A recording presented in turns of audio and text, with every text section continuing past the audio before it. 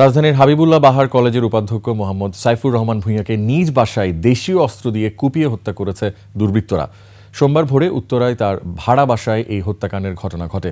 পরে তাকে উদ্ধার করে স্থানীয় একটি বেসরকারি হাসপাতালে নেওয়া হলে দায়িত্বরত চিকিৎসক তাকে মৃত ঘোষণা করেন। পরে মরদেহ ময়নাতদন্তের জন্য শহীদ সোহরাওয়ার্দী মেডিকেল কলেজ হাসপাতালে পাঠানো হয়। সাইফুর রহমান ভূঁইয়া পরিবারসহ শান্তিনগর এলাকায় বসবাস করতেন। তবে সম্প্রতি তিনি উত্তরখান থানার একটি ভাড়া বাসায় একাই থাকতেন।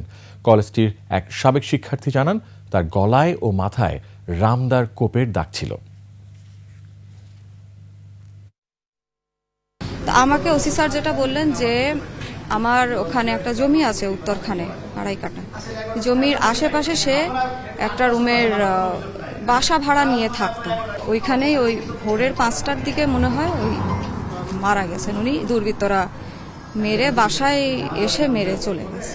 আমরা দাবি করছি শিক্ষক সমাজের পক্ষ থেকে, কলেজের পক্ষ থেকে, যে এটা খুব দ্রুত অপরাধীদের ধরা হোক এবং তদন্ত হোক এবং যেন এটার দৃষ্টান্তমূলক শাস্তি হয়।